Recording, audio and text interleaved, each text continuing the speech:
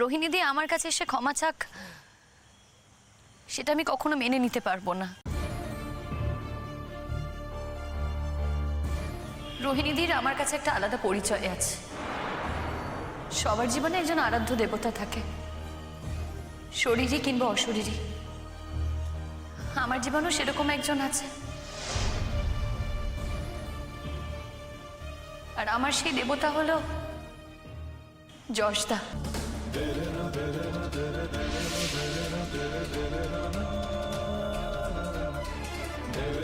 তাই আমার দেবতার স্ত্রী সে, যশদার স্ত্রী রোহিণীদি।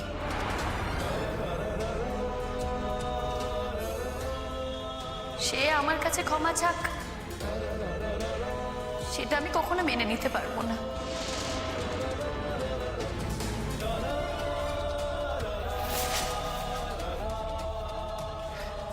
আর কিছু কিছু সম্পর্কে কখনো সমীকরণ হয় না,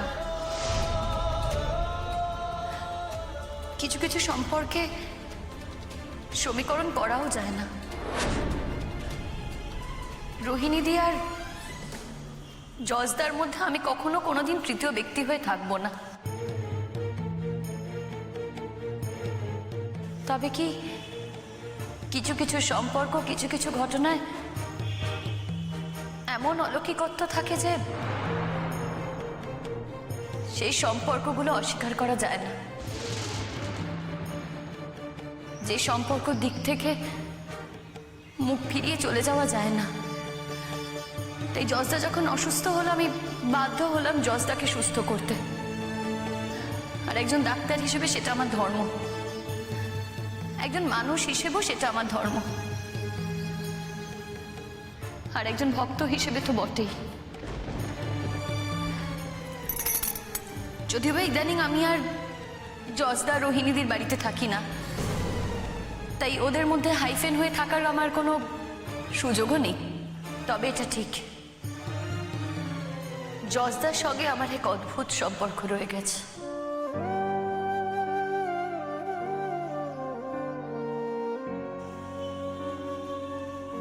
যেটা নাম দেওয়া যায় বিনি সুতোর মালা। এই সম্পর্ক সারা জীবনের, যোগাযোগ থাক বা না থাক, দেখা হোক বা না হোক,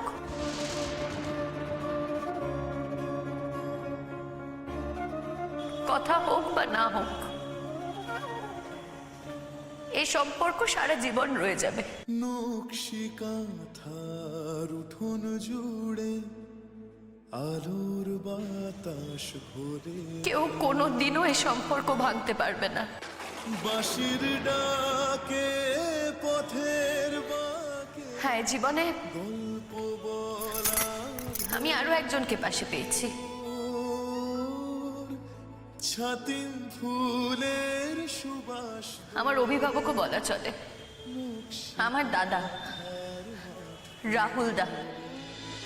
আসমানের রং হাত ছানি দেয়, আজকে আমি সত্যি কৃতজ্ঞ, কৃতার্থ যে রাহুল দা আমার পাশে ছিল বলে। গাথা তার মানে এই নয় যশদার সাথে আমার সমীকরণ কমবে। আমি যশদাকে অধিকার করে রাখতে চাই না, তবু আমার মনের অনেকটা জুড়েই যশদা রয়ে গেছে, আর থাকবেও।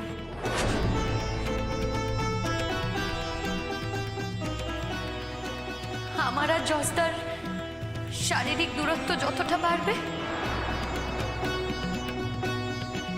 মানসিক দূরত্ব ততটাই কমবে। আর এটা একটা সত্যি, এটাকে অস্বীকার করা যায় না। যে বৃহত্তর সংসারের কথা আমাকে যশদা বলছিল, সেটা আসলে কাজের জায়গা, কাজের জীবন। এই জীবনে হয়তো যশদার সাথে আমি কখনো কাজ করব, কিন্তু রোহিণীদি, তোমাকে বিনীতভাবে আমার একটাই কথা বলার আছে।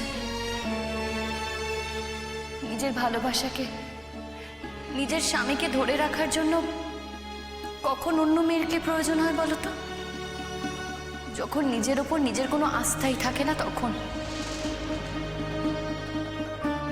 রোহিণীদি, মানুষ কোনো সম্পদ না।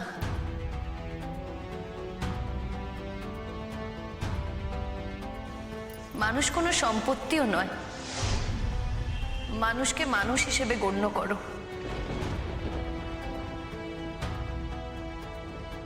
মানুষকে তুমি মর্যাদা দাও, দেখবে তাহলেই তুমি তোমার মর্যাদা ফিরে পাবে। মানুষকে তুমি সম্পদ হিসেবে গণ্য করো না, মানুষ হিসেবেই গণ্য করো।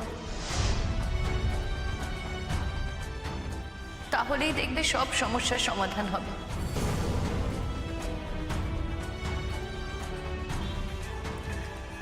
ব্যাস, আমার আর কিছুই বলার নেই।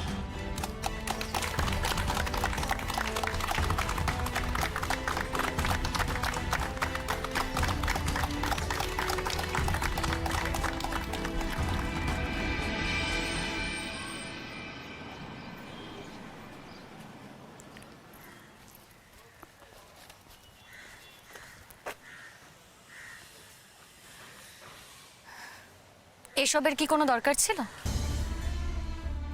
ঠিক বুঝলাম না। আমি তোমাকে বলতে চাইছি যে এই সবের কি কোনো দরকার ছিল? এই নাটকের তো কোনো দরকার ছিল না। কিসের দরকার ছিল আর কিসের দরকার ছিল না সেটা আমি জানি না শবনম। তোমার সাথে একটা অন্যায় হয়েছিল, আর যারা এই অন্যায়টা করেছিল তারা পাবলিকলি করেছিল, তাই আমি চাইছিলাম যে তারা ক্ষমা চাইবে, পাবলিকলি ক্ষমা চাইবে। কিন্তু আমার তো একটা অনুমতি নেওয়ার প্রয়োজন ছিল। তোমার মনে হলো না যে আমার অনুমতি নেওয়া দরকার? কেন, কিসের জন্য অনুমতির দরকার? এটা তো কারো ব্যক্তিগত ব্যাপার নয়, এটার একটা সোশ্যাল অ্যাসপেক্টও আছে। হ্যাঁ, কিন্তু ব্যাপারটা তো আমাকে নিয়ে। যখন আমাকে নিয়ে তখন আমাকে জিজ্ঞেস করা উচিত। আজকে আমি যদি না আসতাম তাহলে তো তোমার সভাটা বন্ধ হতো। আমি জানতাম তুমি আসবে। তুমি আমার ব্যাপারে এত কি করে জানো বলো তো?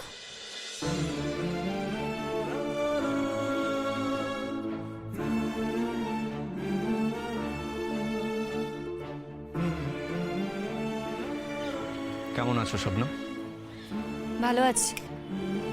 কেউ যদি সত্যি সত্যি ভালো থাকে তাহলে এত দ্রুত গতিতে বলতে পারে না ভালো আছি। আমি খারাপ থাকলে বুঝি তুমি খুশি হতে? না না, তা কেন? তুমি কিন্তু কাজটা করে ঠিক করনি। কেন?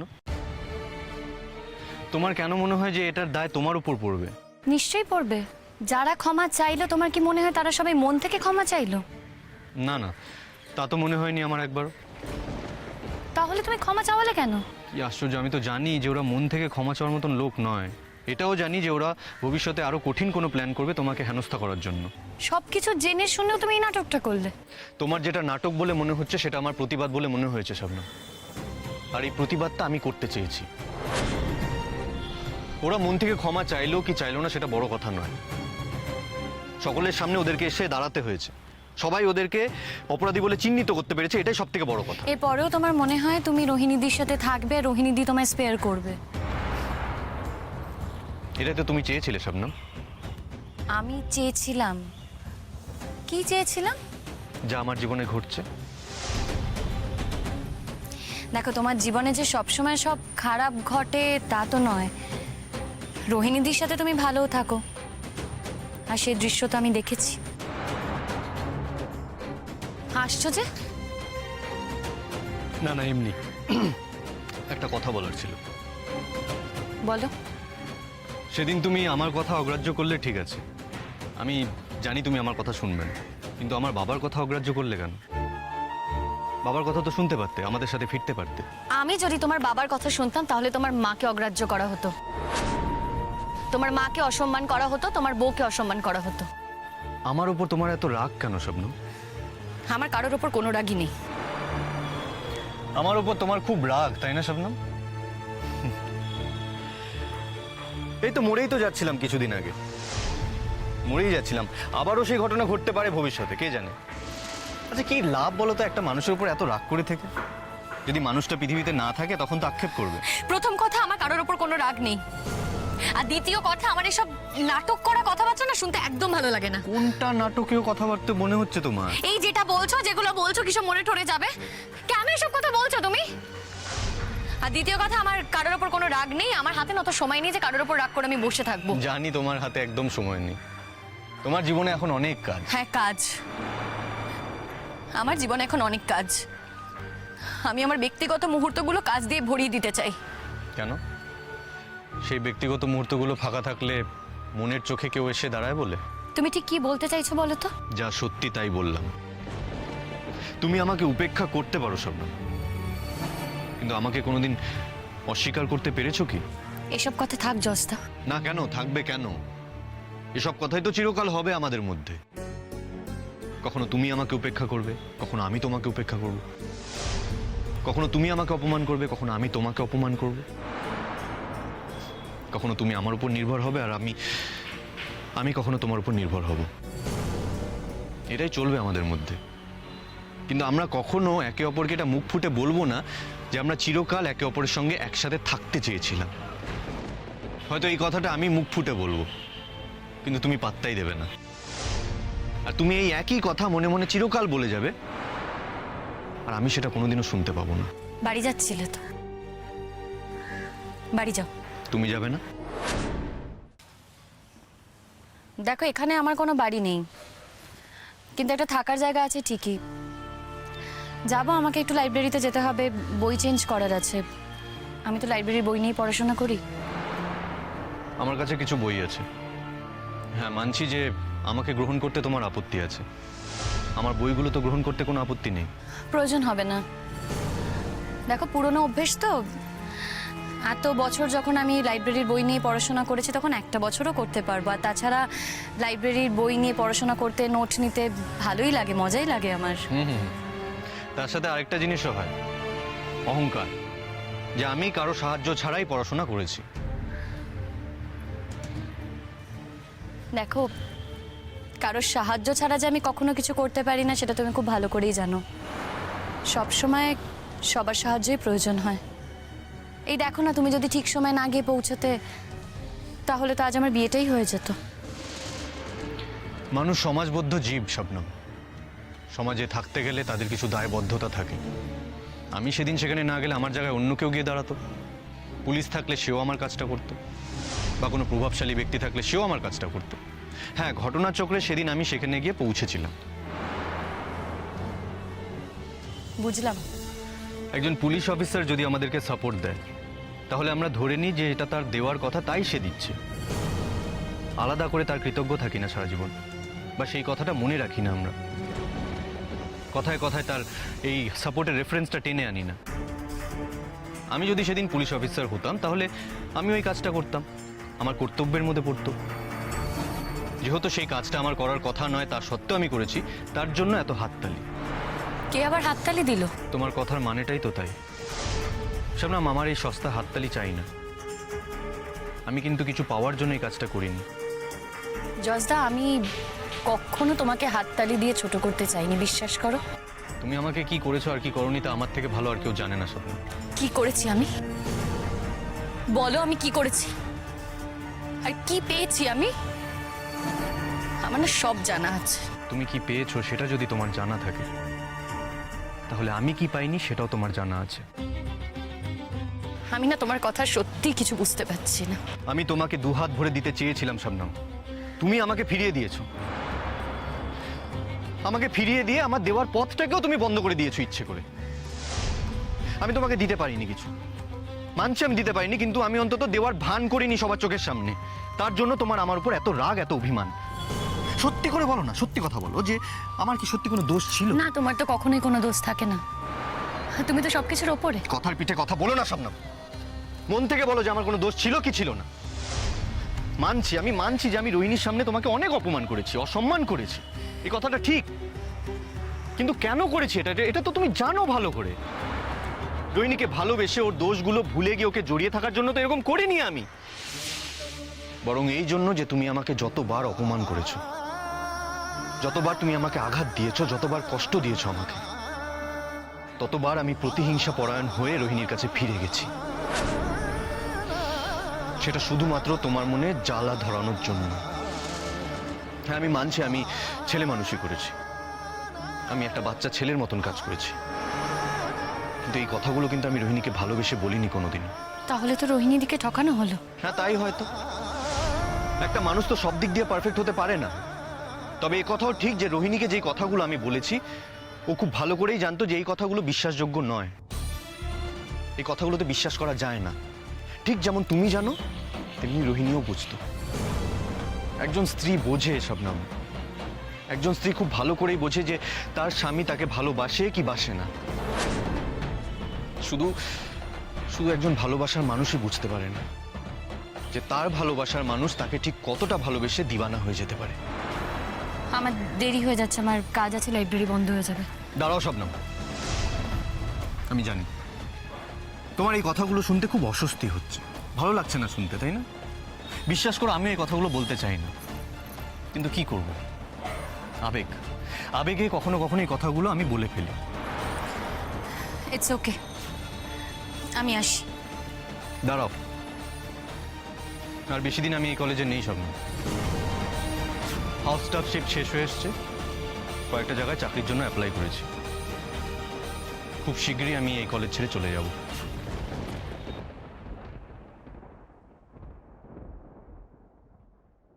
হ্যাঁ, তা তো যাবেই, যেতেই হবে তোমাকে। বিদেশে যাবে না? আপাতত যাচ্ছি না, পরে কি করব জানি না, হয়তো যেতে পারি নাও যেতে পারি, তবে এখন সেটা ডিসাইড করিনি। আমি তো যতদূর জানি এটা অনেক আগে থেকেই যাওয়ার কথা ছিল। আগে থেকে তো অনেক কথাই হয়েছিল, কটা কথার জীবনে ফলে বলো তো স্বপ্ন। তবু একটা কথা আমি তোমাকে বলবো, আমাকে সারা জীবনের জন্য অসুখী করার দায়টা না নিলেই পারতে তুমি। তুমি এখনো আমার উপর দোষ চাপাচ্ছ। হ্যাঁ, তোমার উপরই তো চাপাবো আমি, কারণ এই দোষটা তো তোমাকে ছাড়া কারোর উপর দিতে পারবো না। সারা জীবন হয়তো আমাকে এই ব্যক্তিগত অসুখটা নিয়ে বাঁচতে হবে। তোমাকে ভালোবেসে এটাই হয়তো আমার পাওনা ছিল, প্রাইসলেস গিফট। থ্যাংক ইউ, আসছি আমি।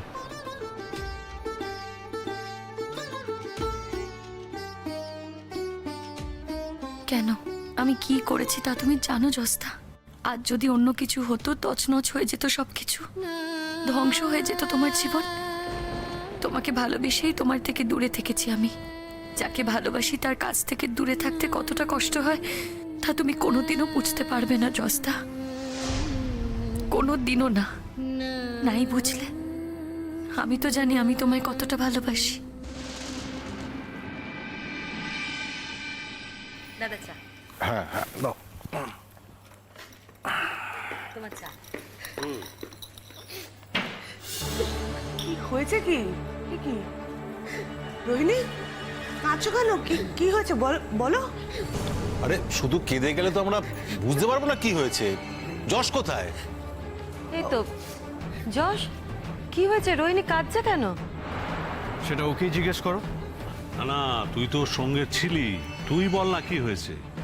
কাকামুনি, রোহিণী যে কথা বলতে পারে না তা তো নয়, কান্নাটা কমপ্লিট হয়ে যাক, ও নিজেই বলবে।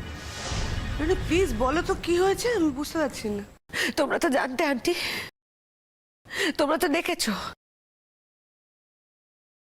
মাঝ রাত্রির বেলা উঠে গিয়ে ছুটে চেষ্টা করেছি, কষ্ট করে রাত জেগে ট্রিটমেন্ট করার চেষ্টা করেছি যশের, যাতে যশ ভালো হয়ে ওঠে।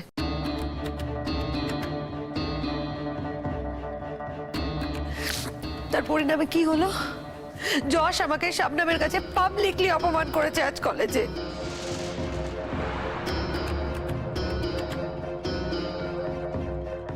আমাকে জনসভা করিয়ে শাবনামের কাছে ক্ষমা চাইয়েছে। আমি এটা ভাবিনি গো, আমি ভেবেছিলাম ওর মিনিমাম এটুকু কৃতজ্ঞতা বোধ থাকবে। এই দাঁড়া দাঁড়া, কি কি বললি তুই? কি বললি যে তুই আমার জন্য কষ্ট করে ছুটে গেছিলি, সেখানে গিয়ে কষ্ট করে আমার চিকিৎসা করেছিস? যে স্ত্রী তার স্বামীর জন্য কষ্ট করে ছুটে যায়, কষ্ট করে তার স্বামীর চিকিৎসা করে, সেই স্ত্রীর তার স্বামীর প্রতি ভালোবাসা, তার স্বামীর প্রতি মায়া দয়া নিয়ে আমার যথেষ্ট সন্দেহ আছে, এটা আমার প্রথম কথা। আর দ্বিতীয় কথা হলো, তুই কিন্তু আমার চিকিৎসা করিসনি, তুই করেছিলি আমার ভুল চিকিৎসা।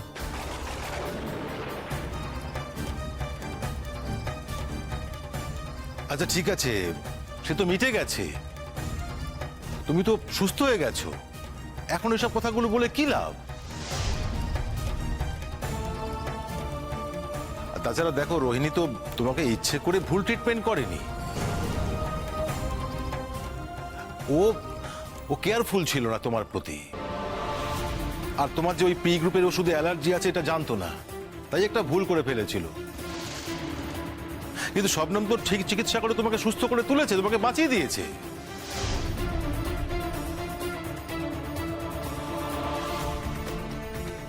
এখন এই সব কথা বলে তো লাভ নেই।